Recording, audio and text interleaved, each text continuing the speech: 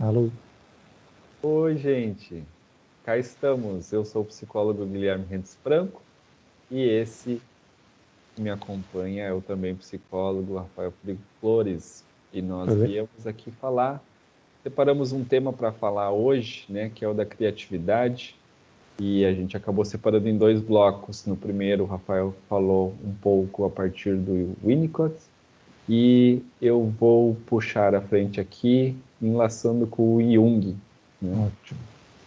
O Jung, na verdade, não falou muito extensamente sobre criatividade, mas do jeito como ele concebeu a teoria dele, dá para perceber que esse é um conceito importante que está lá e até talvez ele mesmo deveria ter explorado melhor, né?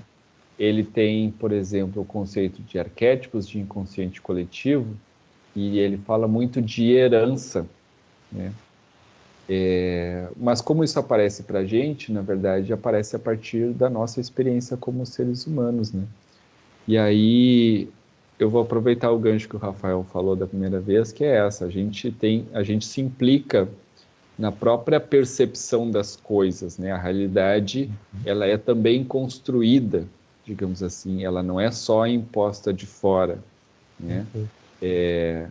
Por exemplo, você que está agora vendo esse vídeo ou ouvindo esse áudio, as palavras que chegam até você são elementos objetivos. Se a gente colocar de novo o mesmo texto para rodar, aquilo que a gente está conversando agora, as palavras vão ser objetivamente as mesmas. Mas a apropriação que cada um faz, e mesmo que cada um faz em diferentes momentos da sua vida, se vir o vídeo de novo, será diferente. Isso é um pouco o que a gente quer dizer com subjetividade, por um lado, e com criatividade também, porque o Rafael falou uma coisa bem interessante, que o sentido, ele é algo, ele não usou essas palavras, eu estou interpretando, mas o sentido é pessoal, né? Está sendo criativo. O sentido é criativo, o sentido é algo que eu também coloco. Eu estou lembrando aqui de outro teórico importante no mundo psi, que é o Viktor Frankl. Ele fala que o sentido é encontrado, né? Ou seja, ele não está dado e ele não é completamente criado. Então tem um certo encontro aí Isso. entre realidade e a pessoa, né? Que é, eu diria, mediado pela experiência, embora tenhamos estruturas, né, que recebemos da cultura, dos nossos antepassados. A hipótese do Jung é que a gente até recebia elas geneticamente. Mas, para puxar o campo aqui da criatividade, tem um texto dele que chama Os Psicoterapeutas e os Padres, né, ou os Homens Religiosos. E ele vai tecendo isso e ele acaba dizendo assim, uma frase que eu achei em contradição com outras que ele diz em outros momentos da obra dele. Ele diz assim: toda obra de arte, toda obra criativa, ela vem de um certo adoecimento, né? E aí eu mesmo achei um outro trecho em que ele fala que, na verdade, o adoecimento não mata a verdadeira criatividade, né? Então, se a gente pensar nessas duas frases com uma certa antítese, eu acho que é algo interessante para colocar assim. Acho que tem um embate entre eu e mundo, né? As coisas que eu aspiro, as coisas que eu quero, as coisas que me realizariam como pessoa, e aquilo que a gente consegue fazer, que a gente consegue vivenciar. Muitas vezes a gente adoece porque a gente tem desejos e vontades que a gente acaba não realizando, né? E a psicanálise também nos diz isso, né, Rafael? Que mesmo o adoecer é talvez um processo criativo, porque a gente se coloca nele, as nossas questões se colocam nele, né, nesse adoecer. Por outro lado, o adoecer, digamos, não resume a nossa criatividade, que é a outra frase aqui que eu estou pensando do Jung, né? Por mais que o adoecer possa ser uma expressão da criatividade, ele não vai usurpar toda a criatividade. E vai haver um núcleo no sujeito, mesmo que debilitado, mesmo que adoecido, mesmo que frágil, vai ter um núcleo propositivo lá dentro dele. Eu acho que é uma ideia interessante que o Jung nos traz. que você acha, Rafa? Ótimo, eu estava lembrando aqui, eu não conheço, né, tanto o Jung, na verdade estou conhecendo mais agora a convite do Guilherme, aí, e é um autor super interessante, mas essa questão do adoecer me fez pensar duas coisas, né? Uma coisa que também a gente acaba aprendendo com a clínica é que, paradoxalmente, parece que a vida convida o sujeito a progredir através da doença. Isso é um pouco paradoxal e é muito contrassenso, né? Contraintuitivo para a nossa cultura, mas em apoio disso eu estou lembrando de uma frase do Nietzsche, que fala que alguns momentos da vida são um adoecimento, da mesma forma que a gravidez é um adoecimento, entre aspas aqui, tá? Por que um adoecimento? Porque envolve sofrimento, né? Envolve dor, envolve desconforto, mas tudo isso é intrínseco ao processo de nascer, do nascimento de alguma coisa nova. Então, isso está bastante claro, eu acho, no Jung, né? Até lembra que eu te mandei uma frase no WhatsApp esses dias que falava um pouco isso, né?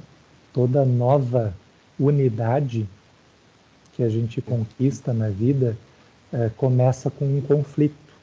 Uhum. Como se em termos psíquicos, né, psicológicos, a gente, se não aprende de uma maneira mais leve, a gente acaba tendo que aprender pelo conflito, né, pela dor, pela gravidez, como eu estou colocando aqui, ou às vezes até pela doença. Então a doença como um processo vivo ainda, que convida, que demanda uma criatividade maior, né? Faz Sim, sentido? claro. Eu acho que na psicologia a gente fala muitas vezes até mais de sofrimento do que de adoecimento, né? Sim. Pensando aqui talvez numa rixa entre psiquiatras e psicólogos, né?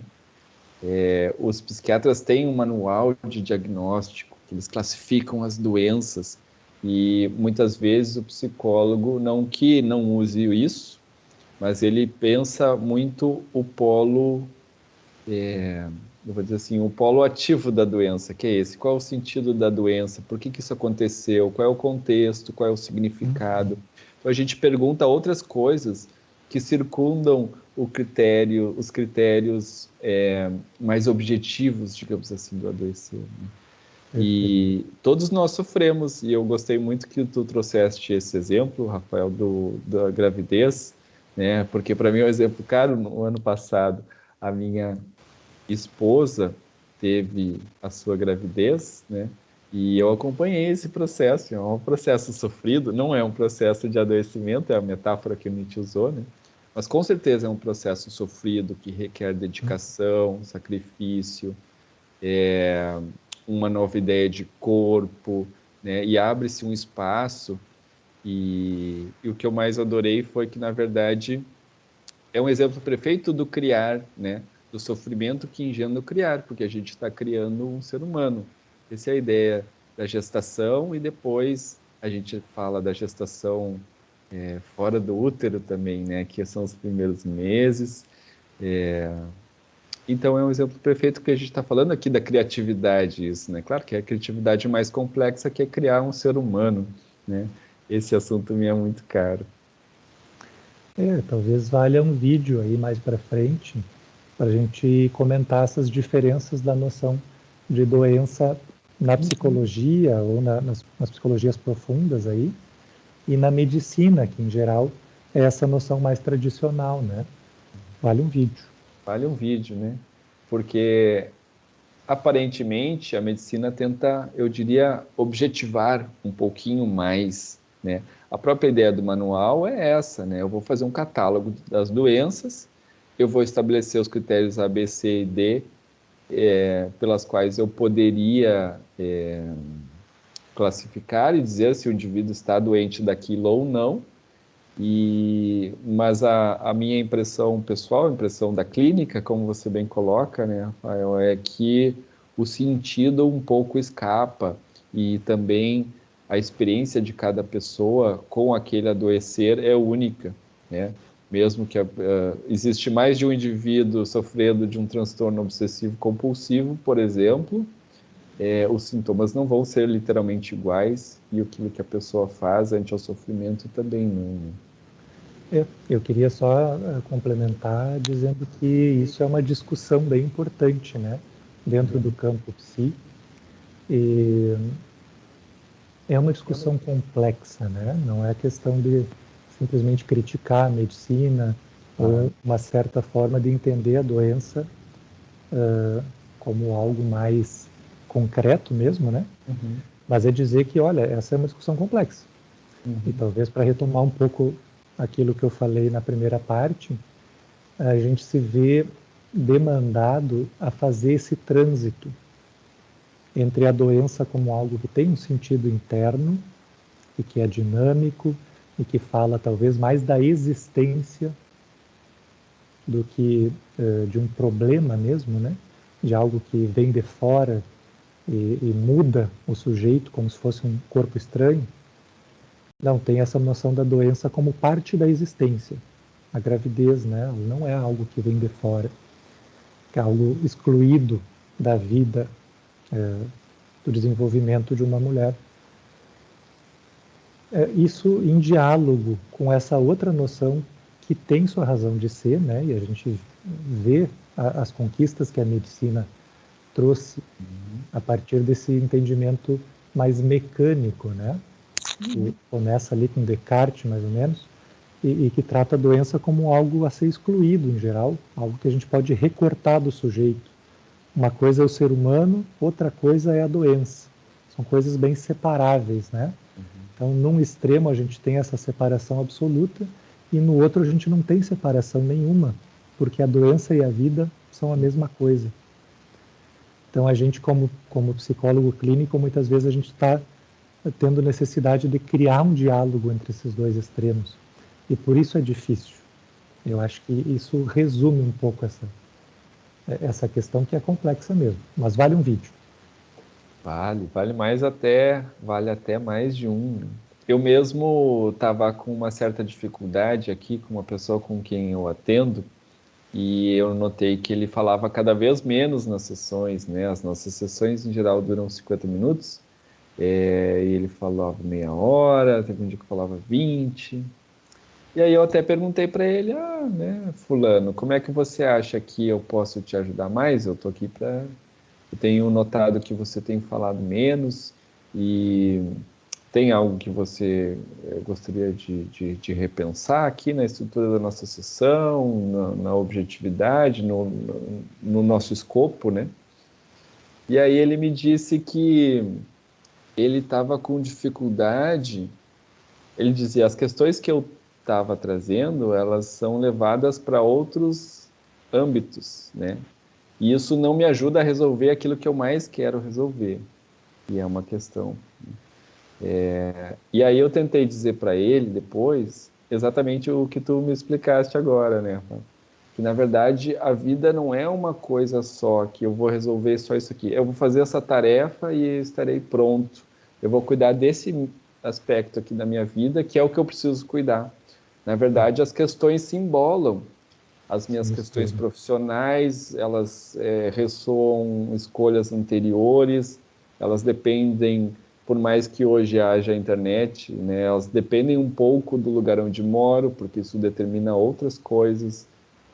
As relações que eu mantenho afetam também as minhas questões profissionais ou familiares, né? Então, é um exercício difícil esse de manter o olhar aberto e as questões um pouco mais fluídas, porque talvez seja isso, né? A vida, a gente às vezes sente que a vida pede uma objetividade, como o caso da louça a ser lavada, que está ali à espera. Não, olha, a louça está aqui, você não vai me resolver, né? E quando a gente resolve, ela volta, na verdade, né? Por que que ela volta? Porque, na verdade, sou eu que estou produzindo a louça suja, não é mesmo? Então, se a gente consegue ter um olhar mais integrativo, minha hipótese, a gente consegue manter uma relação mais saudável com esses aspectos da realidade, ainda que menos desejados. É isso, muito bom. Acho que eu estou já pensando no próximo vídeo, que eu gostei dessa história da doença. Vamos retomar. Sim, vamos retomar. Obrigado pela atenção, gente, e voltamos. Graças.